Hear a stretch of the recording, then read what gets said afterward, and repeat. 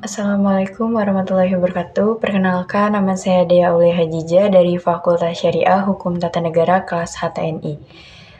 Di sini saya akan menjelaskan pengertian khutbah, syarat khutbah, dan rukun khutbah. Baiklah, di sini saya akan masuki pengertian khutbah. Pengertian khutbah adalah menyampaikan suatu nasihat dan pesan tentang takwa.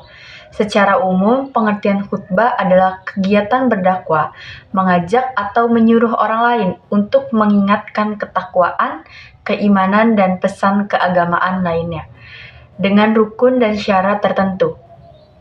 Sementara, secara bahasa, pengertian khutbah adalah pidato atau ceramah. Khutbah berkaitan erat dengan ibadah, sholat, atau ibadah lainnya.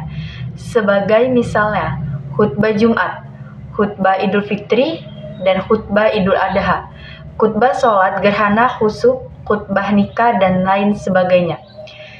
Jenis-jenis khutbah di atas memiliki ketentuannya masing-masing. Namun, yang selalu dilakukan secara rutin dan setiap minggu adalah khutbah sholat Jumat. Khitab adalah seorang yang bertugas menyampaikan khutbah saat menjalankan sholat.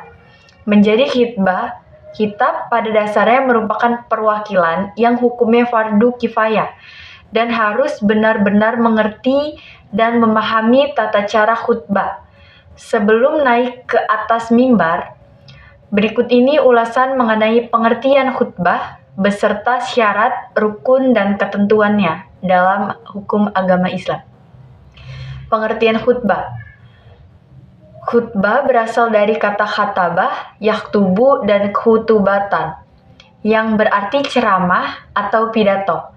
Khutbah yang disyariatkan secara khutbah Jumat, Idul Adha, dan Idul Fitri, sholat istisqa, nikah, dan fuku di Arafah. Dalam fikih, khutbah diartikan dengan pidato dari seorang khatib yang diucapkan di depan jamaah sebelum sholat Jumat atau setelah sholat Id.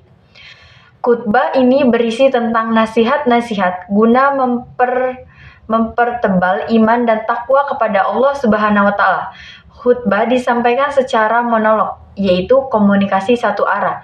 Bila khatib sudah melakukan khutbah, para jamaah wajib untuk mendengarkannya.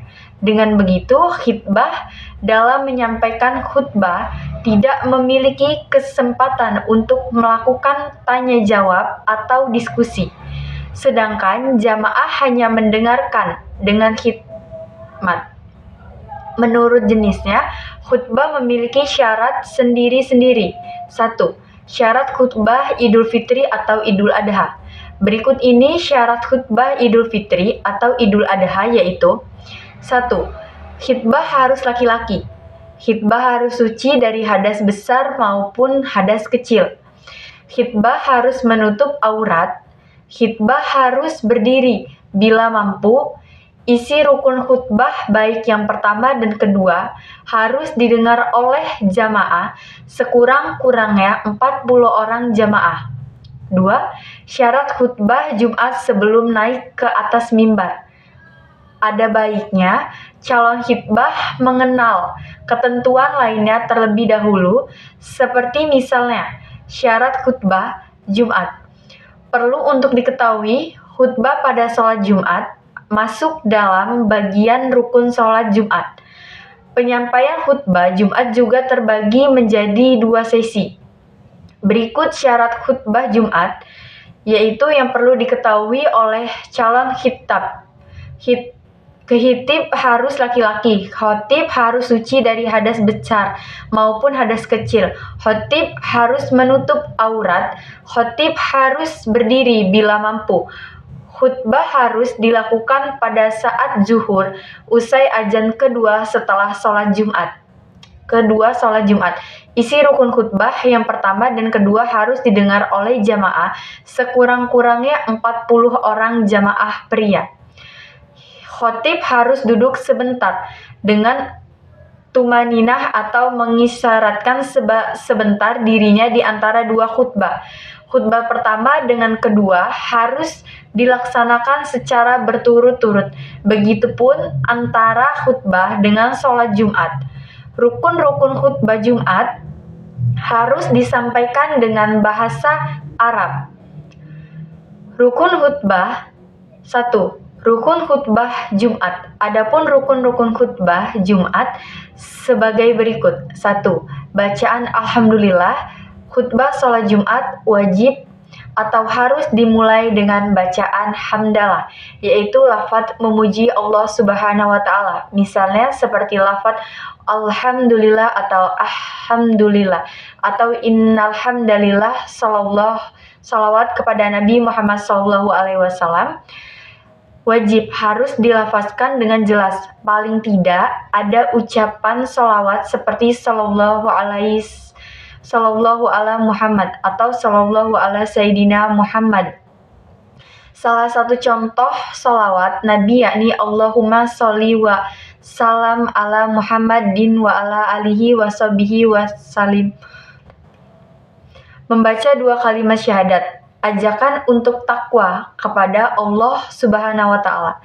Sederhananya adalah perintah, ajakan atau anjuran untuk bertakwa atau takut kepada Allah Subhanahu wa taala. Mengenai lafadznya, khatib bisa memilih secara bebas. Misalnya saja seperti takutlah kalian kepada Allah Subhanahu wa taala atau marilah kita bertakwa serta menjadi hamba yang taat kepada Allah yang Maha Esa. Atau bisa juga dengan membaca ya ayyuhalladzina amanu ittaqullaha haqqa tuqatih wa la tamatun illa wa antum muslimun. Membaca ayat suci Al-Qur'an di salah satu khutbah. Paling tidak khatib bisa membaca minimal 1 kalimat dari ayat suci Al-Qur'an saat sedang khutbah. Kedua, rukun khutbah Idul Fitri atau Idul Adha. Rukun khutbah yang harus diperhatikan saat melaksanakan khutbah Idul Fitri atau Idul Adha tidak berbeda jauh dengan rukun khutbah sholat Jumat. Di antaranya memuji Allah, membaca sholawat, tentang berwasiat tentang takwa, membaca ayat Al-Quran pada satu di antara khutbah, serta mendoakan kaum muslimin pada khutbah. Kedua, hukum penyampaian khutbah Idul Fitri atau Idul Adha adalah sunnah. Jadi, jika tidak ada jemaah yang memiliki kemampuan untuk berkhutbah, maka khutbah Idul Fitri atau Idul Adha tersebut ditiadakan dan sholat Idul Fitri dan Idul Adha tetap sah. Kendati demikian, seperti yang sudah disebutkan di atas, penyampaian khutbah Idul Fitri atau Idul Adha tetap disunahkan meski sholat Id dilaksanakan di rumah dengan jamaah terbatas. Baiklah, mungkin itu saja yang dapat saya sampaikan tentang pengertian rukun dan syarat pada khutbah. Kurang dan lebihnya saya mohon maaf. Kepada Allah saya mohon ampun. Saya akhiri. Wabillahi taufiq wal hidayah. Wassalamualaikum warahmatullahi wabarakatuh.